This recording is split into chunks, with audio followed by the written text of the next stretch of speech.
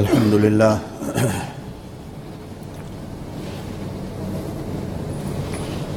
الحمد لله الذي لم يلد ولم يولد ولم يكن له كفوا أحد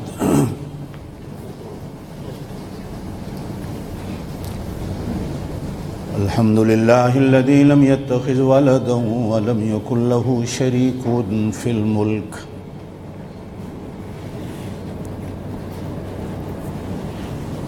ولم يكن له ولي من الذل وكبره تكبيرا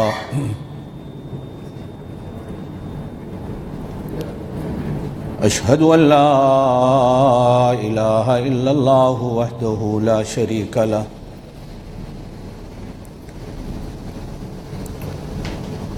وأشهد أن سيدنا وسندنا ونبينا وشفيعنا محمدا عبده ورسوله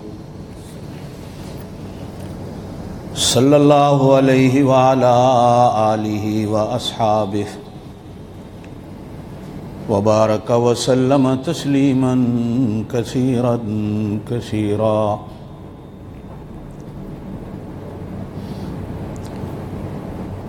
أما بعد أعوذ بالله من الشيطان الرجيم بسم الله الرحمن الرحيم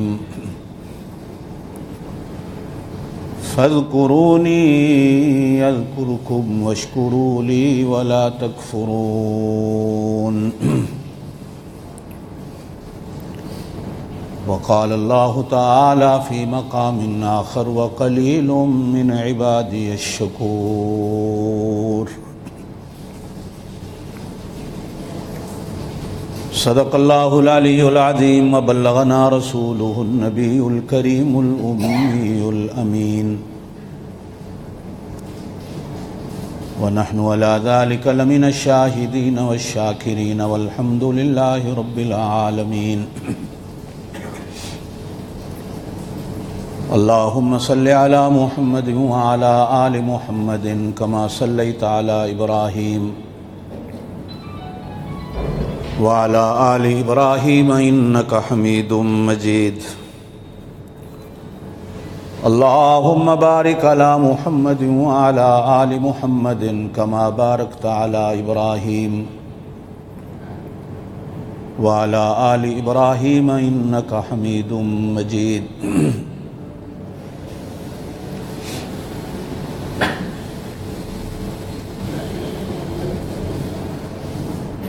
شکر اور صبر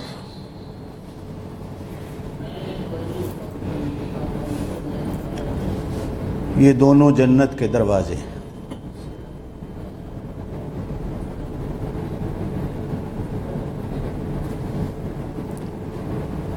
تہتر سے زیادہ دین کے شعبے اور دین کے حصے ہیں جسے ہم دین اسلام کہتے ہیں.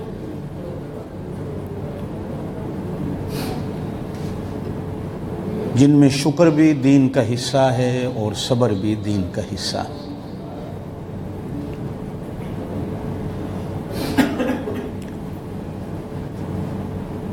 اللہ کی شکر گزاری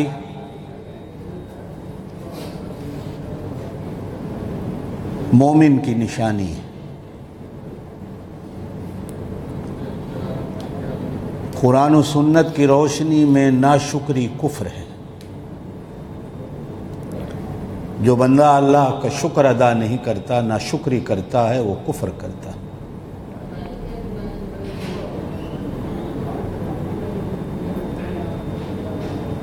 پھر جو بندوں کا شکر ادا نہیں کرتا وہ اللہ کا بھی شکر گزار نہیں.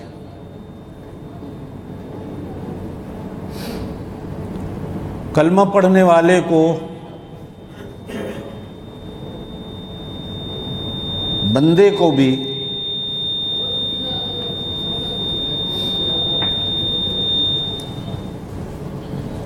شکر کے کلمات سکھاتا ہے اور اللہ کے شکر کے بھی کلمات سکھاتا ہے.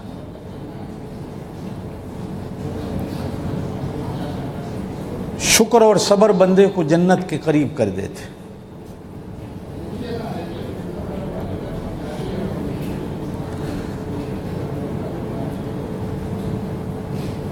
کبھی کبھی بندہ کہتا ہے میں کس چیز پر شکر ادا کروں؟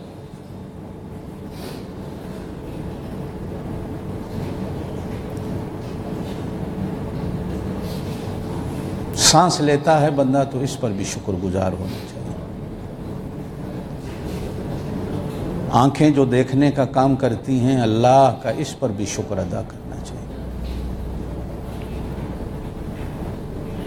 کہتے ہیں کہ ایک آدمی ٹانگوں سے بھی معذور، ہاتھوں سے بھی معذور، کانوں سے بھی معذور، آنکھوں سے بھی معذور، صحت و تندرستی سے بھی معذور، پھر بھی وہ پڑا ہوا اللہ کا شکر ادا کرتا۔ کسی نے اس سے کہا کہ تیری کوئی چیز سلامت ہے جو تو اللہ کا شکر ادا کرتا ہے؟ تو اس نے جواب دیا کہ زبان تو چل رہی ہے، اس سے میں کلمہ بھی پڑھ لیتا ہوں، درود بھی پڑھ لیتا ہوں، قرآن بھی پڑھ لیتا ہوں، نماز بھی پڑھ لیتا ہوں، اس کا شکر بھی ادا کرتا ہوں۔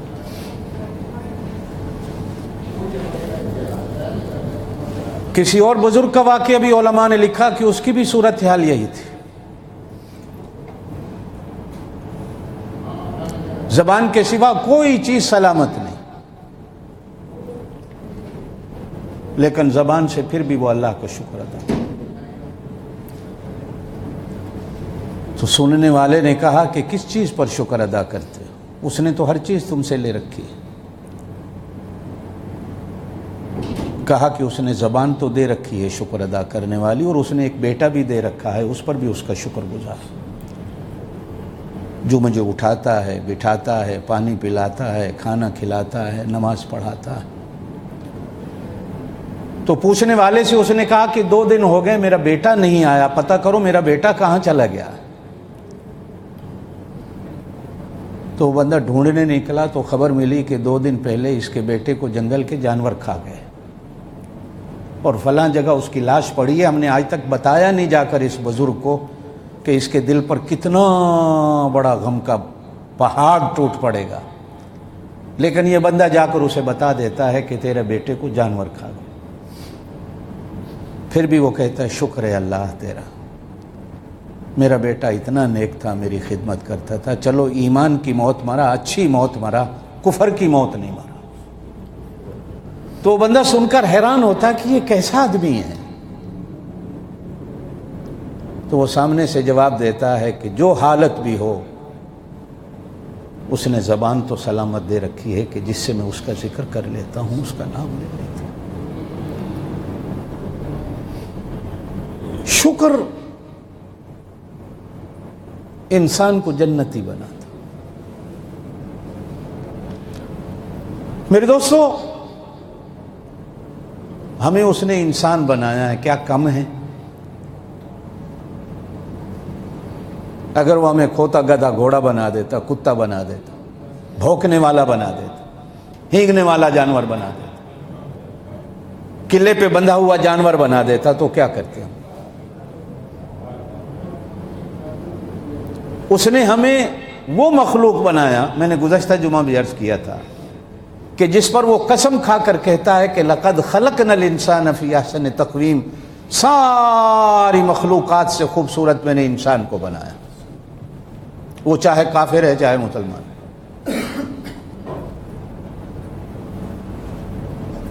اسی لیے ہمیں حکم دیا گیا کہ جب شیشہ دیکھتے ہو تو اللہ سے دعا کریں،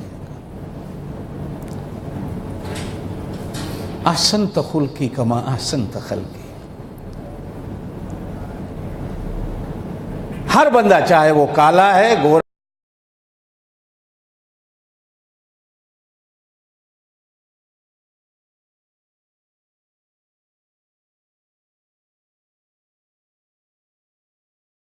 تو میرا اندر بھی خوبصورت کر دے۔ اسی طرح میرے اخلاق کو اچھا کر دے، میرے اندر کو اچھا کر دے، اس لیے کہ اخلاق اندر سے نکلتا ہے۔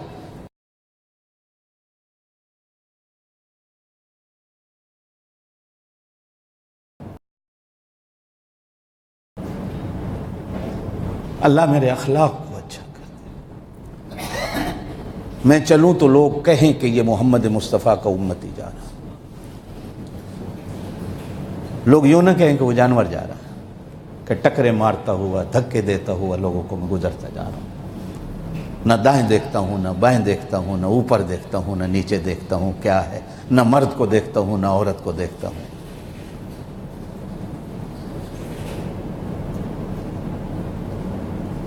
جب اللہ پاک میرا اچھا کرتا ہے نا اندر،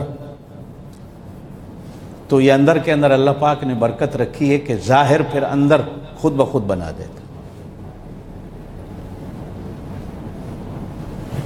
نبیوں نے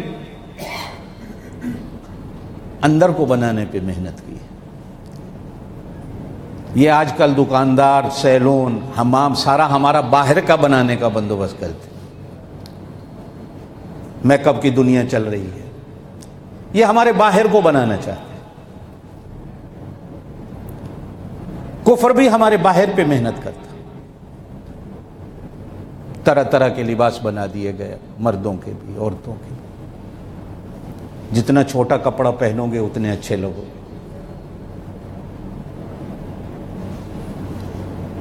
اسلام ہمارے اندر کو بنا۔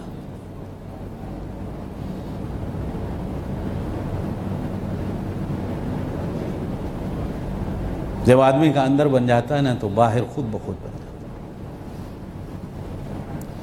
جب اندر چاول اچھا پکتا ہے تو باہر اس کی خوشبو خود بخود آ جاتی۔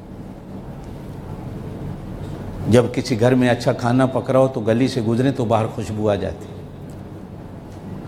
اور گزرنے والا کہتا ہے یار کہیں سے اچھی خوشبو آ رہی ہے، معلوم ہوتا ہے کہیں اچھا کھانا پک رہا ہے، حالانکہ وہ کھانا دیگچی میں بن رہا ہوتا ہے۔ لیکن اگر اندر خوبصورت ہو جائے، اندر بن جائے،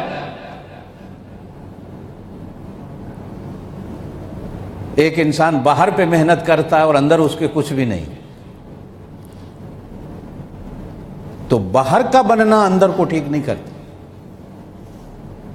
یہ عجیب تقسیم ہے۔ اسی لیے انبیاء کرام علیہم الصلاۃ والتسلیمات، علماء، اولیاء، ہماری کتابیں، ہماری اچھی مجلسیں ہمارے اندر کو بنا۔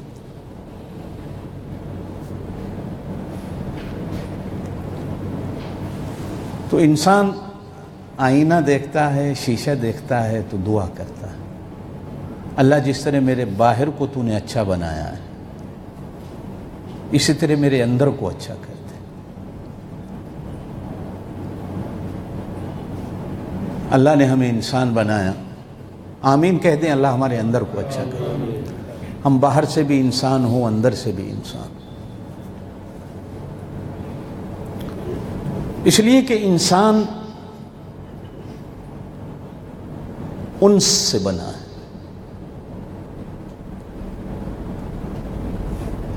ایک معنی تو علماء کرتے ہیں کہ اس کو اللہ نے بڑے پیار سے بنایا، اس لیے یہ انسان ہے۔ لقد خلقنا الانسان فی احسن تقویم، 5 قسمیں کھا کے، 5 ایک بھی، وہ قسم نہ بھی کھاتا تو بھی اس کی بات پہ یقین تھا۔ والتین والزیتون وطور سینین وہذا البلد الامین، لقد علماء نے اس کا معنی بھی قسم کیا، پہلے چیزوں کی قسم کھائی پھر کہا مجھے اپنی قسم، خلقنا الانسان فی احسن تقویم، میں نے انسان کو سب سے زیادہ خوبصورت بنایا اور بڑے پیار سے بنایا۔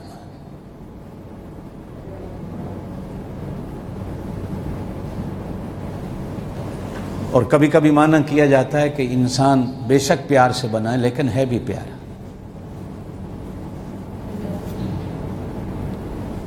اور تیسرا معنی کیا جاتا ہے کہ جب بنا پیار سے ہے بھی پیارا، تو اگر یہ پیار کا مظاہرہ دنیا میں کر دے، ہر کسی کو پیار دے دے۔ گزشتہ جمعہ میں نے اسی پہ بات شروع کی تھی کہ انسان کی زندگی میں سب سے قیمتی دن وہ ہوتا ہے جس دن انسان اس دنیا میں آتا ہے۔ قیمتی کیوں ہوتا ہے کہ وہ اپنے ماں باپ کو آتے وقت خوشیاں دیتا، گھر والوں کو خوشیاں دیتا ہے، مٹھائیاں بٹتی ہیں، ہمارے گھر میں بچہ ہوا۔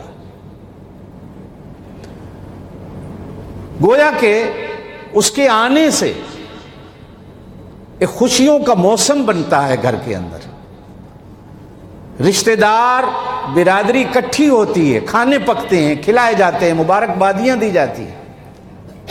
میں اپنے محلے میں اپنے رشتہ داروں کی خوشی کا ایک باعث بنتا ہوں۔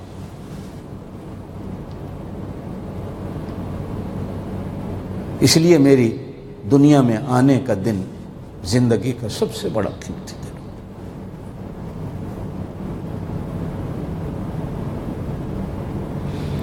اور پھر جس دن اس کے چہرے پہ سہرے کے پھول سجتے ہیں، نکاح کے بندھن میں بنتا ہے۔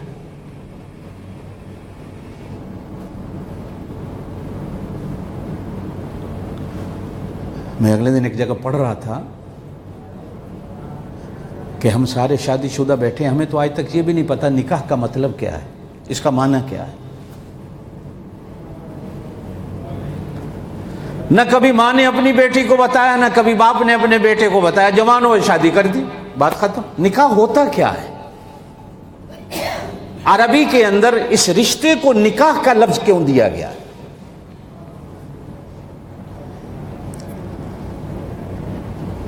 قرآن نے جا بجا کہا ہے، قرآن بھی نکاح کے الفاظ استعمال کرے۔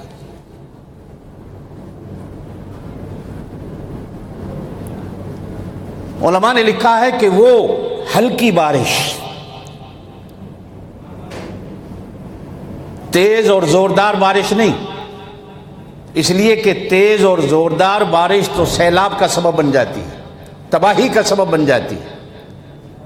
ہلکی بارش جو سوکھی ہوئی زمین پر پڑتی ہے اور زمین اسے جذب کر لیتی ہے، پانی بارش کے اندر مل جاتا ہے، پانی مٹی کے اندر مل جاتا ہے اور مٹی اسے جذب کر لیتی ہے۔ اس کو نکاح کہا جاتا ہے عربی کے اندر۔ یا دو درختوں کی ٹہنیاں، آپ کبھی ایسے سڑکوں پہ جائیں کہ ادھر بھی درخت ہے ادھر بھی درخت ہے، عجیب منظر ہوتا ہے وہ، اور وہ روڈ اتنا اچھا لگتا ہے جو درختوں سے بھرا ہوا ہوتا ہے دائیں اور بائیں، ٹہنیاں آپس کے اندر اس طرح ملی ہوئی ہوتی ہیں کہ ہوا کو بھی نہیں گزرنے دیتی،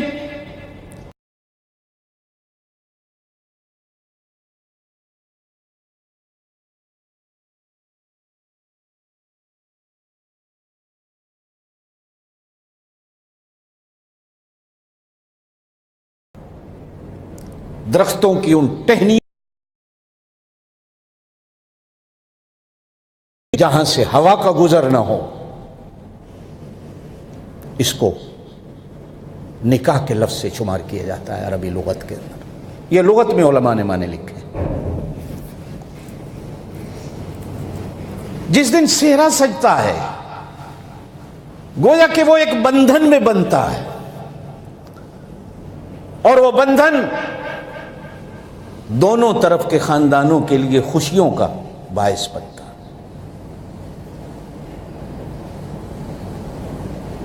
کاش اللہ تعالیٰ بیٹی والوں کو بھی اور بیٹوں والوں کو بھی عقل دے کہ جس بندھن میں یہ بندھے ہیں اس کا تقاضا کیا ہے، اس کا مطلب اور معنی کیا ہے۔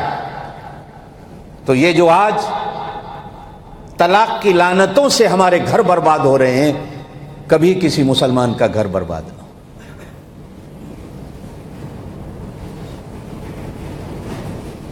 ہم نے کبھی خود بھی آج تک اس کا مطلب نہیں سمجھا۔ بس ٹھیک ہے جی نکاح ہے، نکاح ہوتا کیا ہے؟ جو جوڑ پیدا کرتا، جوڑ پیدا کرتا۔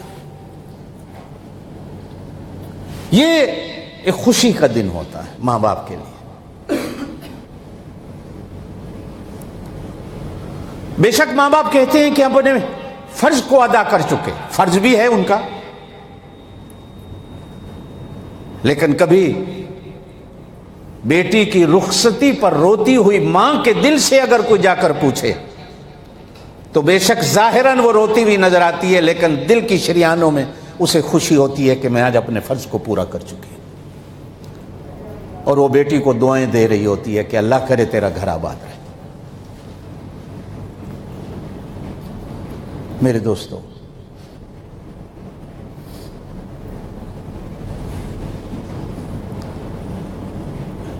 جس دن بندہ اس دنیا سے جاتا ہے ظاہراً موت ہے، لیکن میں نے گزشتہ جمعہ بھی بات کی تھی کہ یہ بھی ایک خوشی کا باعث ہے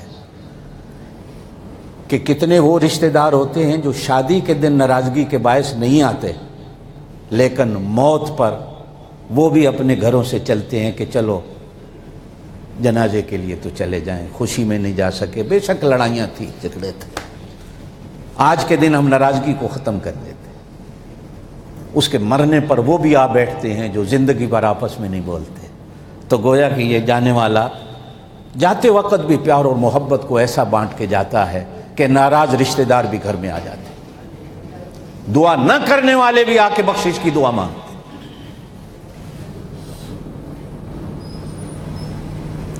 یہ موت مومن کے لیے مصیبت نہیں ہوتی، بلکہ مومن کے لیے تو راحت ہے، بے شک ہم نے اسے مصیبت سمجھا ہے۔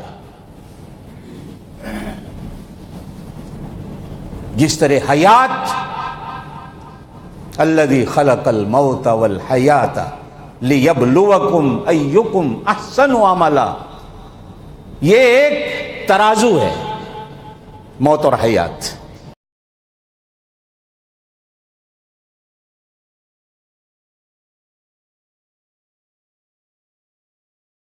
اخلاق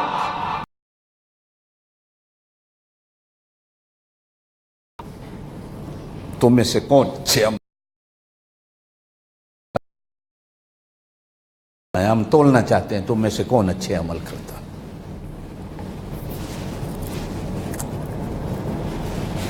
گویا کہ موت بھی ہمارے تولنے کا ایک باعث بن، اور یاد رکھو جو چیز تلتی ہے اس کی کوئی قیمت ہوتی ہے، بیکار چیز کو کبھی کوئی نہیں تولتا۔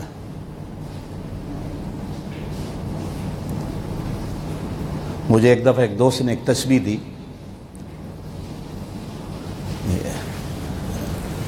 غالباً گھر پڑی ہے، ایسی تھی ملتی جلتی، مکے میں۔ تو میں نے اس کو ہنستے ہوئے کہا کہ یار کو گفٹ دینی ہے تو اچھی دے، یہ کیا پلاسٹک کی چیز مجھے دے رہا، تسبیح دینی ہے تو کو اچھی دے۔ اس نے مجھے کوئی بات نہیں کہ مجھے پکڑا اور ایک سونے والی دکان پہ لے گیا، دکان والے کو تسبیح دی، اس نے ترازو میں رکھی، وہ چھوٹا جی جسے سونا تولتے، تول کے کہنے لگا یہ 1200 ریال کی ہے۔ کتنے کی؟ 1200 ریال کی۔ میں نے اس سے حیران ہو کے پوچھا کہ اس کے اندر کیا ہے؟ بات اسی پہ آتے الذی خلق الموت والحیات لیبلوکم ایکم احسن عملا۔ بے قیمت چیز کو دنیا والے نہیں تولتے تو بے قیمت کو اللہ بھی نہیں تولتا۔ اللہ کے ہاں بھی زندگی کی ایک ویلیو ہے اور موت کی بھی ایک ویلیو ہے۔ مرنے کا دن بھی کہیں نہ کہیں رحمت کا باعث بنے۔ ہمیں سمجھ نہیں آتا،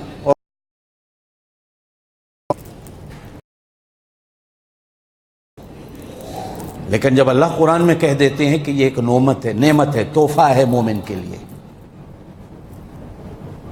یہ ایک پل ہے جس کے پار تمہاری اللہ اور اس کے رسول سے ملاقات ہو۔ اگر اس پل پہ نہیں چڑھو گے تو اللہ اور اس کے رسول سے ملاقات نہیں ہوگی، دیدار خداوندی نہیں ہوگا، نبی کریم علیہ الصلوۃ والسلام کی شفاعت نصیب نہیں ہوگی۔ یہ پل ہے جس کو پار کر جاؤ گے تو تمہیں وہ چیزیں ملیں گی۔ تو معلوم ہوتا ہے کہ یہ بھی ایک، اور میں نے گزشتہ جمعہ آخر میں بات کی تھی کہ جس دن ہم لوگ اپنی تعلیم کو پورا کرتے ہیں، وہ یونیورسٹیوں میں بھی ہے، یونیورسٹیوں میں ٹوپے سر پہ پہنا دیتے ہیں، اور جب ہم لوگ پڑھتے ہیں تو ہمارے سروں پہ پگڑی رکھ دی جاتی ہے۔ اور میں نے پگڑی پہ بات کرتے ہوئے بات ختم کی تھی کہ ہمارے سروں پہ بھی پگڑی رکھی گئی، تو بزرگان دین نے کہا کہ یہ تمہاری زندگی کا سب سے بڑا قیمتی دن ہے کہ آج تمہارے استادوں نے یہ سمجھا کہ تم اس قابل ہو کہ تم اس مصلے پہ کھڑے ہو سکتے ہو، تمہارے استادوں نے سمجھا کہ تم اس قابل ہو کہ ممبر پہ بیٹھ سکتے ہو، تمہارے استادوں نے یوں سمجھا کہ تم اس قابل ہو کہ دنیا میں دین کے مسائل کو حل کر سکتے ہو، لوگوں کی رہنمائی کر سکتے ہو۔ آج ہم استادوں کو خوشی ہے، اور جو بندہ اپنے استادوں کو خوش کرتا ہے اللہ پاک اس کو دنیا میں کبھی ذلیل و رسوا نہیں ہونے دیتا، اللہ اس کو بھی خوشیاں دیتا ہے، جیسے آنے والا ماں باپ کو خوشیاں، اور استاد کو بھی اگر ہم سمجھے تو وہ بھی ماں باپ ہوتا ہے، چونکہ ہم نے تو آج تک یہ بھی نہیں سمجھا کہ استاد کا رشتہ کیا ہے، استاد بھی ماں باپ ہوتا ہے، بلکہ اگر میں کہوں کہ یہ ماں باپ سے بھی زیادہ حق رکھتا ہے تو بات غلط نہیں۔ ماں باپ ہمارے کپڑے کی فکر کرتا ہے، ماں باپ ہماری روٹی کی فکر کرتا ہے، ماں باپ ہماری شادی کی فکر کرتا ہے، ماں باپ ہمارے مکان کی فکر کرتا ہے، ماں باپ ہماری زمین کی فکر کرتا ہے، ماں باپ ہماری گاڑی کی فکر کرتا ہے، استاد ہمارے اندر کی فکر کرتا ہے۔ ماں باپ ہمارے تن کو بناتے ہیں، استاد ہمارے من کو بناتا ہے، ماں باپ ہمارے باہر کو بناتے ہیں، استاد ہمارے اندر کو بناتا ہے۔ امام شافعی رحمۃ اللہ علیہ کا ایک قول ملتا ہے، فرماتے ہیں کہ جس سے میں نے ایک بات بھی سیکھی ہے، ایک بات، اس کو حق حاصل ہے کہ مجھے بازار میں کھڑا کر کے بیچ دے، میں اف نہیں کروں گا، میں غلام ہوں اس کے سامنے، میں نوکر ہوں اس کا، میں اس کے آگے زبان تک چلانے کو تیار نہیں، جس سے میں نے ایک بات سیکھی ہے، اگر وہ مجھے بازار میں کھڑا ہو کر بیچ دے۔ اس لیے کہ غلام کا کام ہے بکنا، استاد میرا مالک و مولا ہے، وہ چاہے تو مجھے بازار میں بیچ دے۔ ہمارے ایک بزرگ گزرے ہمارے سلسلے کے، بخاری شریف پڑھا رہے ہیں، توجہ سے میری بات سنیے گا۔ ایک شاگرد نے پوچھا استاد جی کتا کب جوان ہوتا ہے؟ اب ہمیں کتوں سے کیا مطلب، ہمیں کتوں کی نسلوں کا کیا پتہ، اس لیے کہ جب آ جا ہی نہیں، جس گاؤں جانا نہیں اس کا راستہ کیا پوچھنا، کتا کب جوان ہوتا ہے؟ کہا یار مجھے تو نہیں پتا۔ کہا استاد جی بخاری پڑھا رہے ہو، 40 سال ہو گئے، آپ کو یہ بھی نہیں پتا کتا کب جوان ہوتا؟ کہا یار میں نے آج تک کتوں سے رشتہ داری نہیں رکھی، مجھے کیا پتا کب جوان ہوتے، پتہ ہی نہیں۔ اتنے میں ایک بھنگی دارالحدیث کے سامنے سے گزرا، استادوں کی نظر پڑی کہ شاید یہ بندہ کتے رکھتا ہو، تو انہوں نے حدیث کی کتاب چھوڑ کر باہر نکل جا کر اس سے پوچھا، باہر نکل کے کہ میاں ایک بات پوچھنی ہے۔ کہا جی پوچھو، کتا کب جوان ہوتا؟ اس نے کہا جی جب وہ ٹانگ اٹھا کے موتنا شروع کر دے، پیشاب، تو استاد ادب میں کھڑے، عیسائی ہے بھنگی ہے، کہا عیسائی ہو یا بھنگی ہو میرا استاد ہے، کہ ایک مسئلہ مجھے نہیں آتا تھا، میں نے اس سے پوچھا اور اس مسئلے سے ہمارے کتنے مسئلے حل ہو گئے۔ کاش اللہ ہمیں استاد کی عزت کرنے کی تو آمین کہہ دو، آمین کہہ دو، آمین کہہ دو۔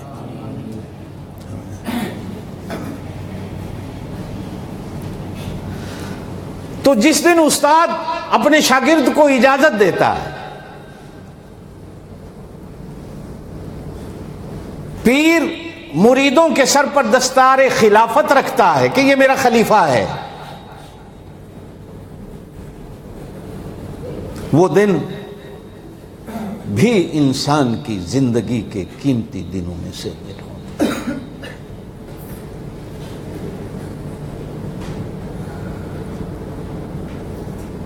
آئیے میں اپنی بات پہ آتا ہوں، شکر اور صبر۔ میں بات یہاں کر رہا تھا، یہ دونوں جنت کے دروازے ہیں، اور ہمارے دین کے شعبوں میں سے بڑے شعبے ہیں۔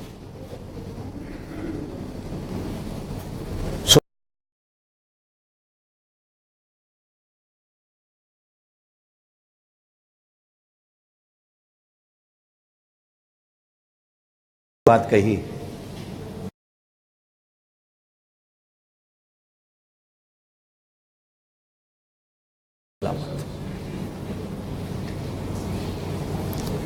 ایک بندہ نماز پڑھنے جا رہا ہے اور راستے میں اس کی جوتی ٹوٹ گئی.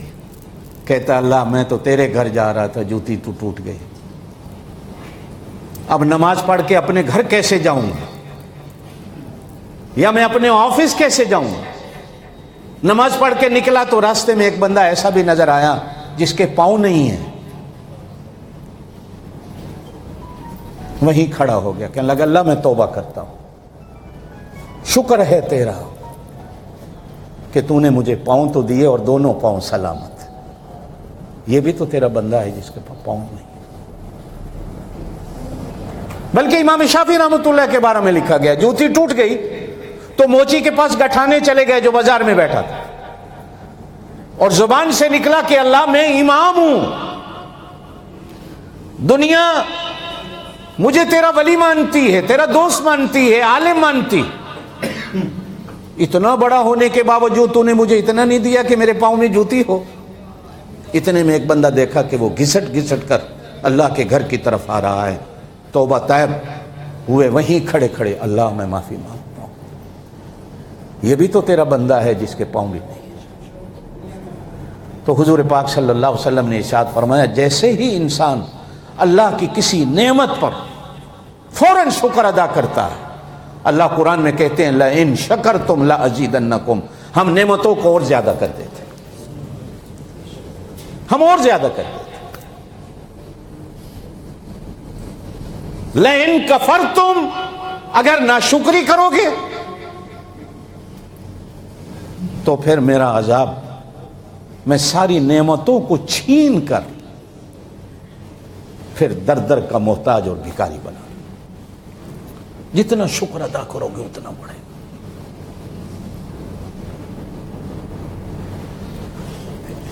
ایک میاں تھے بالکل کالے کلوٹے بھدے, نہ ناک نہ منہ, کیسے کہتے ہیں نہ منہ نہ متھا, جہن پہاڑوں لتھا, لیکن اللہ نے اس کو بیوی دے دی جیسے چاند کا ٹکڑا ہے, اتنی خوبصورت. ایک دن گھر بیٹھے بیٹھے بیوی کے لکھا تھا آباد ہے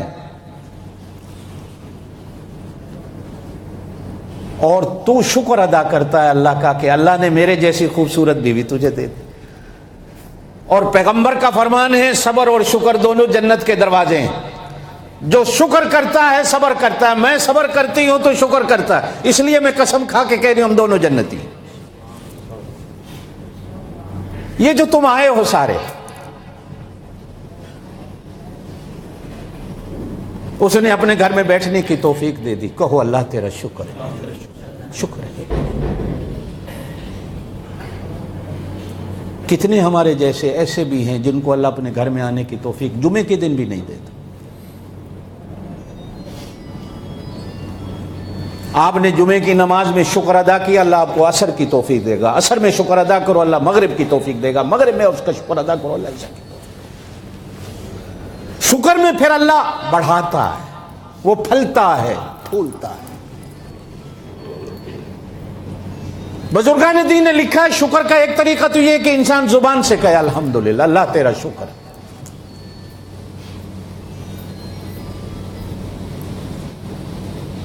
کاش ہم مسلمان بچوں کو کھانا کھلاتے وقت ایک لقمہ منہ میں ڈالیں اور بچوں سے کہیں کہ اللہ تیرا تھینک یو ہے, تیرا شکر ہے کہ تو نے مجھے کھانا دیا. عادت ہی نہیں. میں نے بعض انگریز عورتوں کو دیکھا, بچے کے منہ میں چمچ ڈالا, کہا بیٹا کہو تھینک یو. اب وہ 35 لقمے یا 30 لقمے بچے نے کھائے تو 30 دفعہ بچے نے کہا ماما تھینک یو.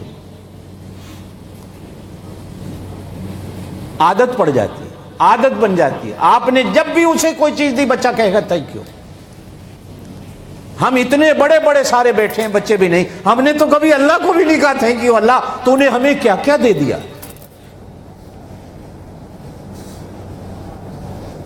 چار فیکٹریاں ہیں, سینکڑوں ملازم ہیں, پوچھا کیسے گزرتی ہے. کہا جی دال روٹی چل رہی. شکر کا جملہ پھر بھی نہیں نکلتا. ہم کیا تھے؟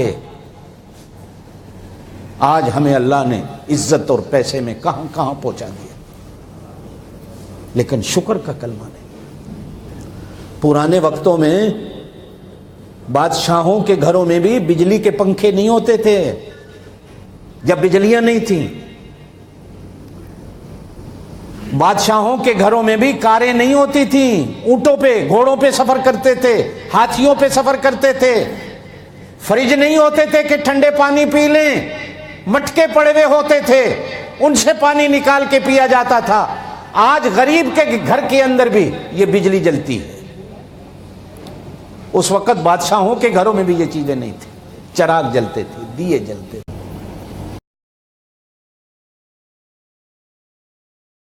ایکڑ ایک کلے زمین سے 10 من گندم نکلتی تھی. 4 بھائی ہوتے تھے، چاروں کے بچے تھے، ایک ہی چولہے پہ روٹی پکتی تھی. پیار تھا، محبت تھی، آپس میں سلوک تھا، سکون تھا، گھر میں آرام تھا، سب کچھ تھا. آج 1 ایکڑ سے 30 من گندم نکلتی ہے، 30 من، حتیٰ کہ 40 من تک کے تجربے ہوئے. لیکن گھر میں 2 بھائی ہیں تو آپس میں مل کر بیٹھ کر کھا نہیں سکتے، اس لیے کہ وہ بھی ناشکرا ہے، وہ بھی ناشکرا. قرآن نے ناشکری قوموں کے قصے بیان کیے.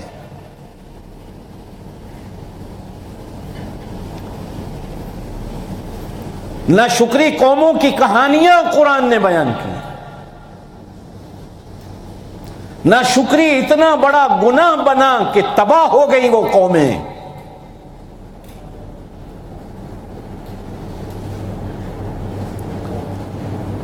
اور جن کے گھروں میں چراغ نہیں جلتے تھے وہ شکر گزار بنے تو اللہ نے دنیا ان کے پیروں کے اندر ڈالی.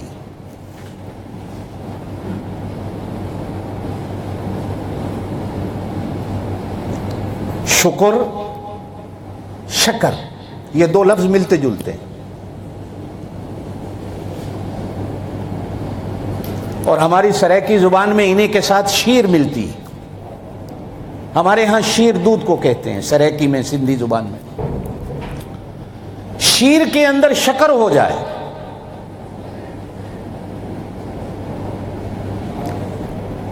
دودھ ویسے بھی میٹھا ہوتا ہے، دودھ ویسے بھی میٹھا ہے، لیکن اگر کوئی دودھ کے اندر میٹھا ڈال دے اور شکر کی جگہ اگر کوئی بندہ اس کے اندر شہد کو ڈال کے پی لے وہ اور مٹھاس پیدا کرتا ہے. لیکن یہی بندہ دودھ کے اندر شکر ملا کر پینے کے بعد شکر ادا کر دے تو کتنی مٹھاس پیدا ہو جاتی ہے.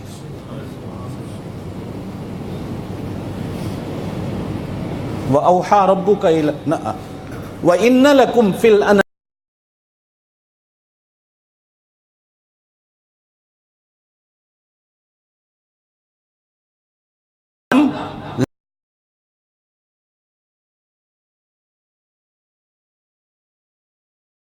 کالا ہے.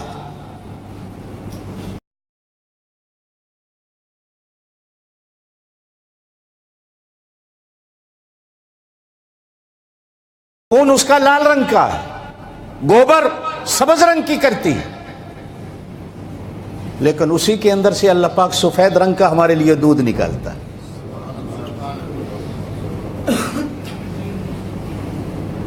پیشاب کو اللہ دودھ میں نہیں ملنے دیتا، دودھ کو پیشاب کے اندر نہیں ملنے دیتا، خون کو دودھ کے اندر نہیں ملنے دیتا، دودھ کو خون کے اندر نہیں ملنے دیتا. ان کا رنگ اپنا ہے، ان کی نالیاں اپنی ہیں، کارخانہ اپنا ہے، دودھ نکل رہا.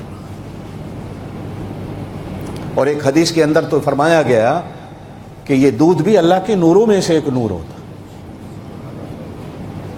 فرمایا گیا کچھ چیزیں ایسی ہیں اگر کوئی تمہیں دے تو لینے سے انکار نہ کرنا، اگر کوئی تمہیں دودھ کی آفر کرے تو کبھی انکار نہ کرنا. شاید اسی لیے چائے پلانے والے چائے کے اندر دودھ ڈال دیتے ہیں کہ یہ واپس نہ کریں، انکار نہ کریں. لیکن آج کل تو چائے بھی وہ چاہت والی تو چائے رہی نہیں کہ جس کے اندر چاہ ہو. چاہ فارسی زبان میں کنویں کو کہتے ہیں،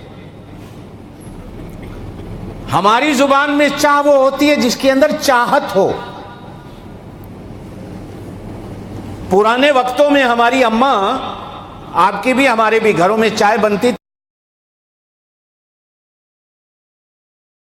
تھی، وہ پڑیا ملتی تھی۔ آج کل تو ڈبے ہیں، اس زمانے میں پڑیا ہوتی تھی، وہ ایک آنے کی ملتی تھی۔ ہم 10 بندے گھر کے ہوتے تھے، اماں پورا دیگچہ پانی کا رکھ کے اس کے اندر ایک پڑیا ڈالتی تھی۔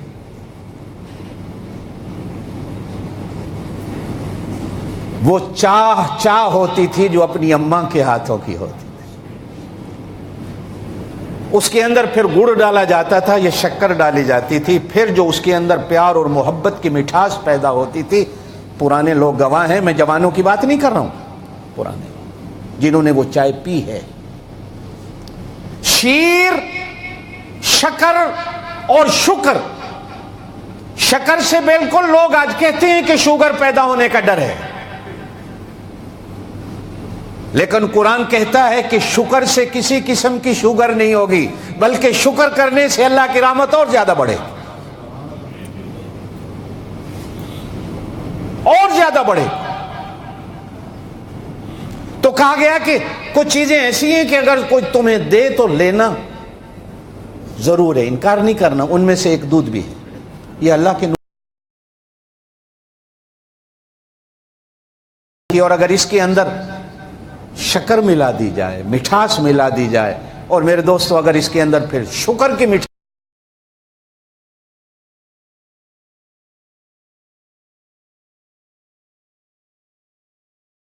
اس کا کیسا خون، اس کا رنگ کیسا۔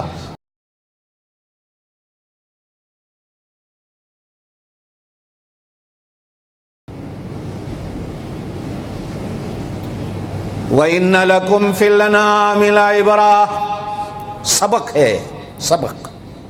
عبرہ کا معنی قرآن سبق کرتا ہے، سبق ہے تمہارے لیے۔ شام کو جب گلاس دودھ کا پیالہ پینے لگو، ہاتھ میں لے کر پینے سے پہلے تھوڑا سوچو۔ بھینس کا رنگ کالا ہے، پیشاب کا رنگ پیلا ہے، خون کا رنگ سرخ ہے، اس کے پخانے کا رنگ گرین اور سبز ہے، دودھ کا رنگ سفید ہے۔ اللہ نے ایک ہی بھینس یا گائے کے پیٹ کے اندر کتنے پنکھے لگا دیے، ایک پنکھے سے خون بن رہا ہے، ایک پنکھے سے پخانہ بن رہا ہے، ایک پنکھے سے پیشاب بن رہا ہے، ایک اللہ ملنے دیتا، اس کو ادھر نہیں ملنے دیتا۔ پینے سے پہلے ذرا سوچو، لبنن خالصاً، کوئی ملاوٹ نہیں، کوئی تمہارے ہاتھ میں آیا تو تم نے تو ملاوٹ کر دی۔ کہتا ہے مولوی صاحب قسم لے لو، میں نے دودھ کے اندر کبھی پانی نہیں ڈالا، پانی میں دودھ ڈال دیتا ہوں، قسم ہے میں نے ملاوٹ کبھی نہیں کی، دودھ کے اندر پانی نہیں ڈالا، قسم دیتا ہوں۔ ہاں پانی میں دودھ ڈال دو تو یہ الگ بات، بس پانی میں دودھ کیوں ڈالا؟ کہا جی آپ بھی تو چائے جب بناتے ہو تو پانی میں ہی دودھ ڈالتے ہو، اور دودھ کے اندر اگر پتی ڈال دو تو اس کا نام تو دودھ پتی رکھتے ہو، پانی پتی تو نہیں رکھتے۔ تو میں نے پانی میں دودھ ملایا ہے، دودھ کے اندر پانی نہیں ملا۔ ہمارے ہاتھ میں آیا تو ملاوٹ ہو گئی، اللہ نے خالص دیا۔ اور اگلا لفظ جو ہے نا وہ میری اس بات پہ فٹ ہوتا ہے، سائغ للشاربین۔ اچھا ایک ہوتا ہے پینا، ہم نے پی لیا، توجہ دیجئے گا میری قرآن کا بات معنی سمجھا رہا ہوں، سائغ للشاربین، ایک ہے ہم نے پی لیا۔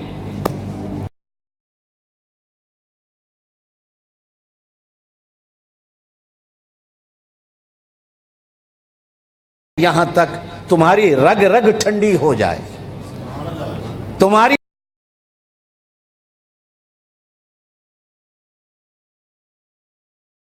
پینے والے کو آرام دے دے، پینے والے کو مزہ دے دے، پینے والے کو لطف دے دے کہ لطف آ جائے.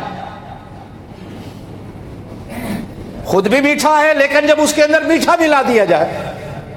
میں نے پہلے بھی کافی عرصہ پہلے شاید ایک دفعہ بات کی ہو کہ حضور صلی اللہ علیہ وسلم نے پیار میں آ کر ایک دن حضرت عائشہ رضی اللہ تعالیٰ عنہا سے فرمایا، عائشہ تم مجھے اتنی پیاری لگتی ہو، اتنی میٹھی لگتی ہو کہ جیسے کھجور کے اندر شہد ڈال دیا.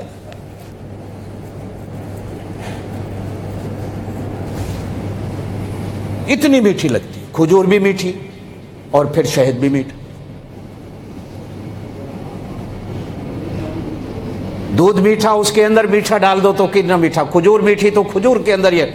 حضرت عائشہ رضی اللہ تعالیٰ عنہا بھی حاضر جواب تھی. عرض کی اللہ کے رسول آپ مجھے اتنے میٹھے اور پیارے لگتے ہو کہ جیسے کھجور کے اندر مکھن ڈال دیا ہے.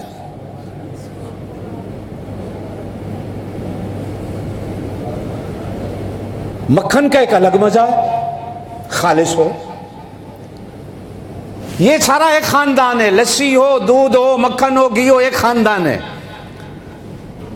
اللہ پاک نے انسان کے لیے کیا کیا نعمتیں بنائیں.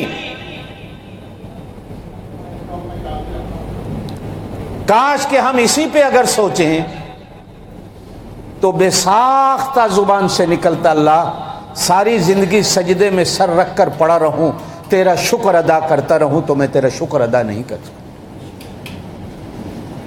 تیرا شکر ادا نہیں کر سکتا. میرے دوستو، شکر کے کلمے سیکھو اور بچوں کو شکر کے کلمے سکھاؤ.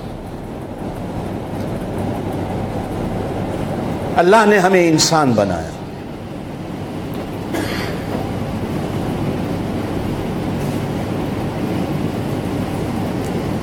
بڑے پیار سے بنایا، پیار کرنے والا بنایا ہے، پیار کو بانٹنے والا بنایا. اگر اللہ پاک ہمیں جانور بنا دیتا،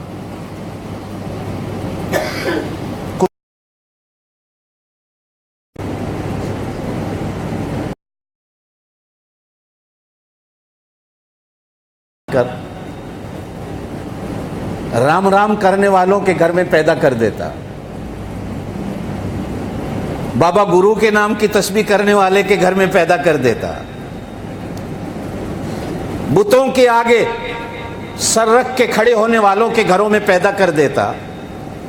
اللہ کو کوئی روک سکتا تھا؟ نہیں. اس نے ہمیں اس گھر میں پیدا کیا، لا الہ الا اللہ محمد الرسول اللہ. نہ ہم نے درخواست دی، نہ ہم نے اللہ کو اپلیکیشن دی، نہ ہم نے کچھ مانگا. بن مانگے کہہ دو سبحان اللہ، شکر ہے اللہ. بن مانگے پیدا ہوئے تو کسی بزرگ سے ہمارے کانوں میں اشہد ان لا الہ الا اللہ، اشہد ان محمد الرسول اللہ کے جملے ڈالے گئے، اور کسی بزرگ کے ہاتھوں سے ہمارے منہ کے اندر مٹھاس ڈالی گئی، کوئی چیز ڈالی گئی تاکہ ہم ساری زندگی اسی کلمے پر اپنی زندگی کو گزار سکیں. آمین کہہ دیں. اللہ پھر ہمیں اس کی قدر کی توفیق دے دے. کتنا بڑا اس کا احسان ہے، کتنا بڑا. ساری زندگی سجدے میں پڑے رہیں تو اس کا شکر ادا نہیں کر سکتے کہ اس نے ہمیں کلمے کی توفیق دے دی، کلمہ دے دیا.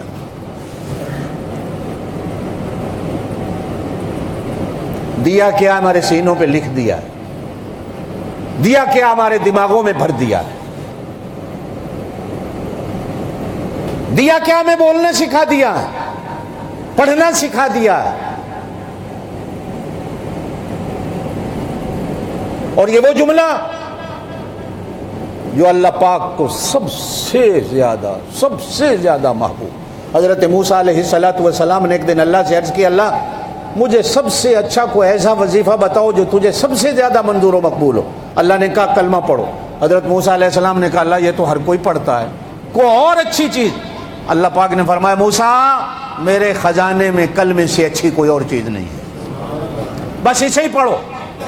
اور ان کا کلمہ تو تھا لا الہ الا اللہ موسیٰ کلیم اللہ.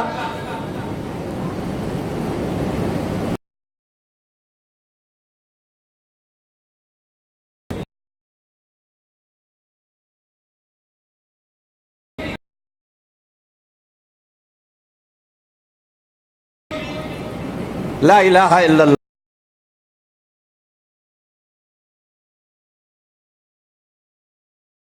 صلی اللہ علیہ وسلم نے ارشاد فرمایا قیامت والے دن ترازو کے ایک حصے میں ساتوں آسمان ساتوں زمینیں رکھ دی جائیں اور ترازو کے ایک حصے میں صرف کلمہ رکھ دیا جائے گا، کلمے والا حصہ زمین پہ پڑا رہ جائے گا اور ساتوں آسمانوں اور ساتوں زمینوں والا حصہ آسمانوں میں مل جائے گا۔ یہ اتنا وزنی ہے، اتنا وزنی ہے، اتنا وزنی ہے۔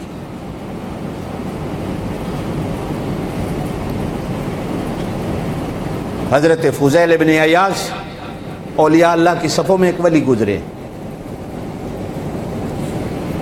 ڈاکو تھے۔ کیا تھے؟ رات کو ڈاکہ ڈالنے پوری پارٹی جا رہی ہے،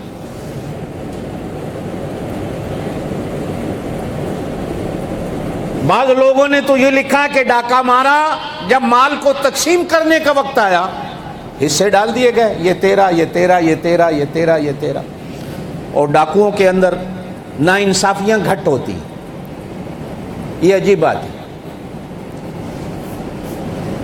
ناراض نہیں ہونا تو بات کر دوں، شراب پینے والا، جوا کھیلنے والا آپس کے اندر بڑی پیار اور محبت رکھتا ہے، کبھی بے ایمانی نہیں کرتا۔ نماز پڑھنے والے آپس کے اندر پیار نہیں رکھتے، یہ ایک دوسرے کے دشمن ہوتے ہیں۔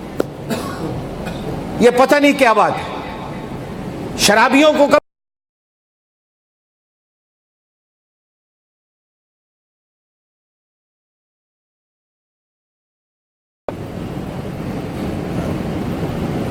انہوں نے مسجدیں بانٹی ہوئی ہیں،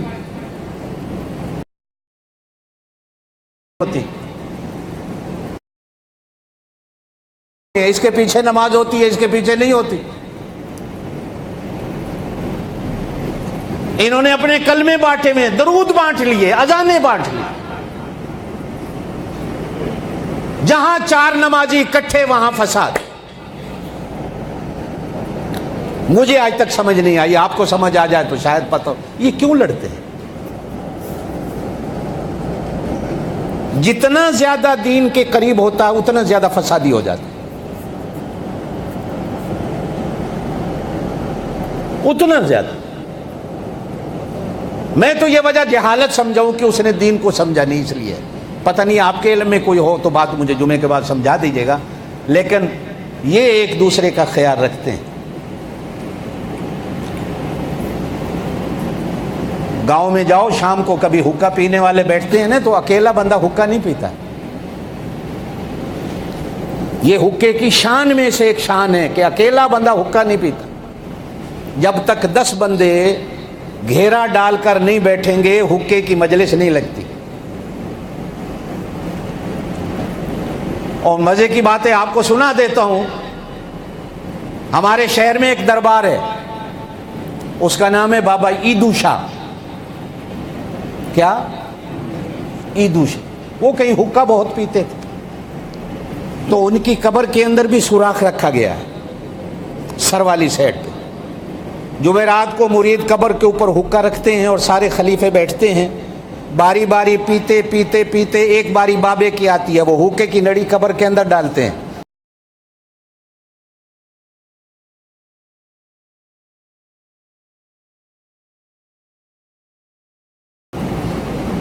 ہاتھ باندھ کے، قسم ہے میں جھوٹ نہیں،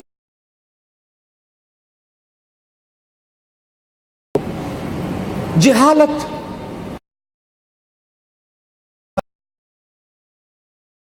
تو لوگ کرتے ہیں، لیکن بہرحال چل کی مجلس اکیلے نہیں چلتی۔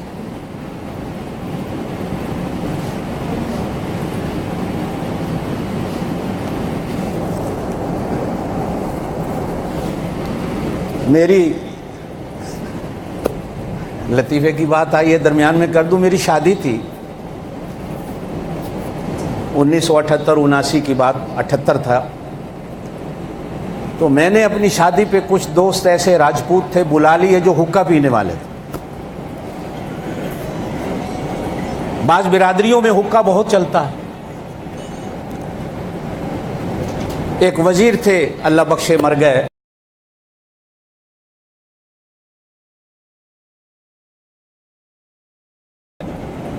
آج کل ان کا بیٹا پنجاب،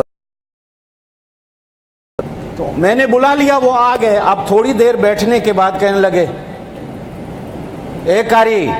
وہ قاری صاحب تو کہتے نہیں تھے، زبان ایسی. ہم نے تو حقہ پینا، حقے کا بندوبست کرو. 8-10 بندے تھے. اب ہمارے گھروں میں برادری میں کوئی حقہ پینے والا بندہ ہی کوئی نہیں تھا. میں پریشان سا کھڑا تو میرے ابا جی مجھے کہنے لگے قاری صاحب کیوں پریشان ہو؟ میں نے کہا جی وہ مہمان ہیں حقہ مانگ رہے ہیں. تو میرے ابا جی کہنے لگے اور بلا ایسے مہمانوں کو. اب کوئی اور آ گیا وہ کہہ رہا میں نے بوتل پینی ہے، تو پھر کہاں سے لاؤ گے بوتل بھی اور یہ حقہ بھی؟ اور کوئی ایسا مہمان آ گیا سگریٹیں پینے والا، مجرا کرانے والا، تو وہ بھی کہ ہم نے کرا. کیا کرو گے؟ کیوں بلائے ایسے مہمان؟ اب بھائی وہ جیسے گاؤں کے ہوتے ہیں کام کرنے والے، ان کو بلایا، بابا حقے لے آؤ، سمجھ جائیے. اب وہ حقوں کو بندوبست کر دیے. خیر صبح جب بارات جانے لگی تو ہمارے یہاں تو اب وہ بیچارے انتظار میں تھے ڈھول باجا آئے گا. تو تھوڑا دیر کے بعد وہ مجھے کہنے لگا، بڑا جو تھا، اے قاری یہ جنازہ جاوے گا کہ بارات جاوے گی؟ میں نے کہا یار بارات جانی ہے. کہ کہاں ڈھول باجا؟ ڈھول باجا مانگا. میں نے کہا کو بلایا. تو خیر بہرحال یہ جو غلط چیزوں والے ہیں ان کو اکٹھے ہوتا دیکھا ہے. جوا کھیلنے والا ایک دوسرے کی فکر کرے گا، شراب پینے والا ایک دوسرے کی فکر کرے گا، چوری کرنے والا، ڈاکہ ڈالنے والا ایک دوسرے کی فکر کرتا ہوا نظر. آپ اور میں جتنے آئے ہیں ہمیں نہیں نظر آتا کہ کبھی ہم بھی ایک دوسرے کی فکر کرتے ہیں. نہ نماز پڑھی تو نیچے جا کے لڑائی شروع کر دی، یا مسجد کے اندر ہی لڑائی شروع کر دی. شکر ادا کرو اللہ کا، شکر ادا کرو، شکر ادا کرو کہ اللہ نے تمہیں کلمہ دیا. ہم تو کلمے پہ لڑ رہے ہیں. کلمہ بدل گیا ہے، لوگوں نے کلمے کو بدل دیا.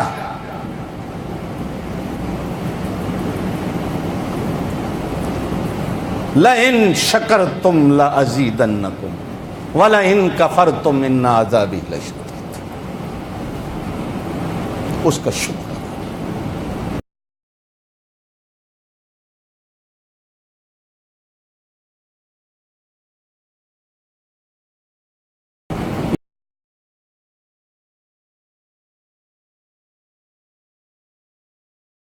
ہے. اور پھر اللہ اس مٹھاس کی طلب کو پورا کرتے ہوئے اپنے